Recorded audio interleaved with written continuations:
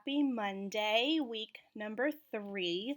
I wanted to take a minute to show you the learning packet and to talk a little bit about how to go through it. I hope to do this each week for the math and the reading, and I will talk a little bit later during the week about the science and the social studies. So if I go to the math packet, I am logged in right here onto the online packet. However, I do have it pulled up as the paper copy here.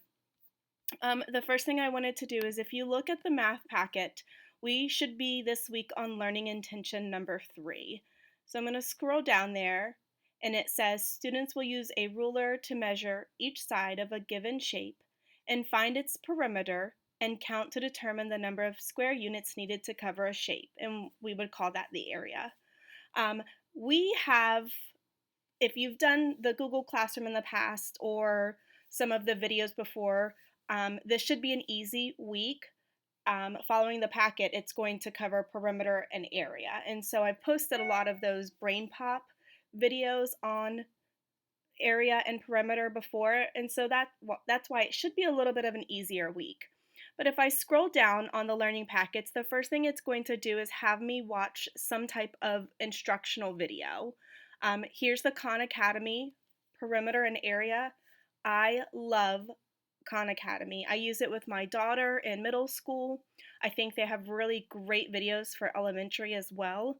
Um, I would not do the Desmos because Desmos the students won't see until fourth grade. So I wouldn't worry about the Desmos, but definitely watch the Khan Academy perimeter and area. Have your students rewatch the Brain Pop ones I posted before, and then we can go on down to the classwork activities. And these are the ones, if you're doing the online, you would click on and you can print. If you have the paper copy, it begins on page 41. So this is the first worksheet that they would do. They would estimate what they think the perimeter is to the nearest inch and then use a ruler to find the actual. And so there's a couple different, and here's one on area, there's a couple different activities that it has your students doing, these 3 activities right here. If an activity is too hard for your student, please don't make them do it or reach out to me. We can schedule a phone call or a conference call and I can walk your student through this. The dream house I have found is a little bit difficult. Again, on this one, if your student is really, really struggling, this is one that is not necessarily something that they have to master right now. After that, it gives you some different assessments to demonstrate the learning. It says select and submit one. You can choose the decathlon or you can choose some exit tickets. Again, these are all in the math packets that if you have a printed copy. I'm going to scroll down here. Your decathlons are right here. The decathlons are what the students are used to seeing that we do as classroom assignments. This is something that this is not a new concept. They're familiar with this kind of structure. And it's usually about 10 questions. So it's kind of an easier way to kind of assess the student to make sure that um, they're doing okay on the subject. I would definitely have your student do this by themselves, see how they do. And if it's really, really hard, please call me and we can FaceTime, we can do a video call, anything that your student needs to get them understanding perimeter and area. There's also some exit tickets down here that it says that you can do to assess them. I will tell you that in the classroom, we use these exit tickets all of the time. I don't use them for the end assessment. I will give them I would give them to the students. They would glue them in their notebook. I would do something called think, pair, share.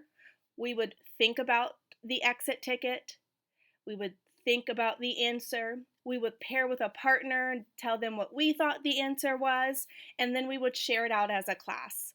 And I would use those for kind of a midpoint check. They're really great resources. I would do these over that dream house probably anytime. Um, but they're really, really good ways to make sure that your student is getting the material. So there is the math packet. I will only provide an additional 1 to 2, maybe 3 activities each week. I did mail out my packets. They went out this weekend. You should have them by, I would say, Wednesday the latest. Um, they had 4 squares in them for reading and math. They had a homework sheet, and I believe they had a reading passage for next week.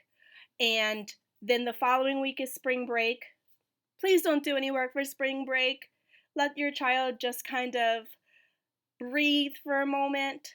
And then I also put the following week, which is April 13th, 4 squares and homeworks in there. Going over to the reading for week 3 is pretty easy kind of to look at. There's a read aloud, which is Salt in His Shoes, a great story. These are not, I've had parents asking me about this part right here. Your student doesn't necessarily have to write out their answers, but this is a really good prompt for talking about the story. So you could just ask them, what were Michael's 2 biggest challenges? What was something that was hard for him? How did he change? This is more for conversation. And then, however you want to do this for the week is up to you. If you have a really rainy day, you could complete more than the next day. They do have kind of the days listed out, but again, you're a co-pilot in this, and however your student learns best, that's what you're going to want to choose. So here's some different logins. I can get you Epic for free for 90 days. If you send me in Dojo your email, I can invite you through Epic, and your student can read tons of books on Epic. That's what we use in the classroom. They love Epic. It normally costs, but right now they're letting parents get it for free if it is through the teacher. So please send me your email. I will set you up through Epic, and then you can have it for free. Your students love Epic. That is all for this week. I will post the answers to the 4 squares and the homework sheet each Friday. That way you can kind of use it to go over. You can have your student check their own work.